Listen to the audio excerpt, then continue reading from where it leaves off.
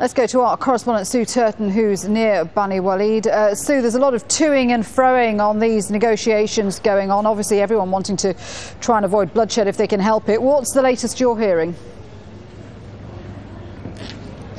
The latest we're hearing was from the chief negotiator himself, Dr. Abdullah Kanshil. He came up a little while ago to explain what he said he thought the picture was at the moment.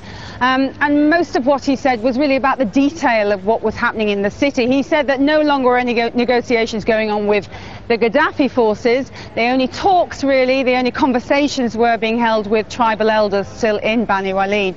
But he did paint a picture of the sort of circumstances that the people who live there are having to put up with. He said that they believe there are 60 or 70 hardcore Gaddafi troops still in the city centre. And he said they were under the orders, under the command of Mussa Ibrahim, Colonel Gaddafi's former spokesman. He said that there was no talking to them, there was no reaching them, but he was hopeful that they were going to be able to persuade some of the lower ranks of the forces to come across, to lay down their weapons, to recognise the situation was really hopeless as far as they were concerned. He also said a lot of the troops were in the streets, in the houses, and snipers, up to 100 snipers he believes, are on the roofs of some of those houses. And you can see why, if they decide to launch an attack, that is going to be very difficult. You can't see how they're going to be able to get rid of those troops without it causing some civilian casualties. He gave us one other piece of information. None of this we can independently verify, and of course he does speak on behalf of the Libyan fighters and the National Transitional Council, but he said he believed Saif al-Islam had fled or left the city within the last couple of days, and many of his forces had gone with him, which would mean that maybe they are more depleted than at least they were a few days ago.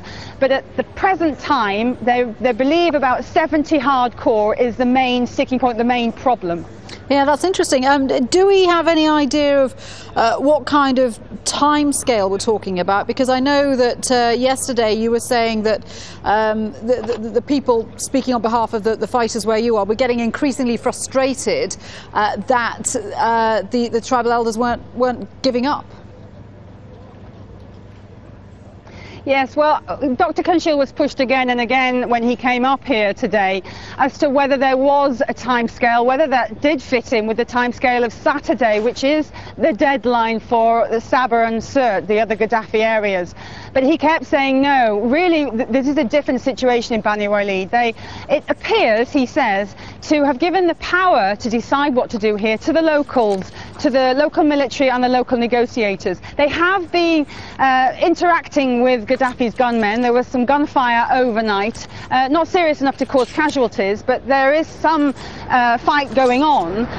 But they also say because of the situation here is different from anywhere else, because they really need to decide what was going to happen with the negotiations, and because the negotiations haven't gone well, they've said, well, it's up to the military commanders to decide now when they go in. There doesn't seem any more people saying we are going to find a peaceful solution. It really doesn't seem that is the case. That's what they're expecting. It is going to have to be an attack, but at the moment it feels like yesterday peace talks have broken down. There's going to be attack, but it hasn't happened. Same thing today. I could be standing here tomorrow saying the same thing.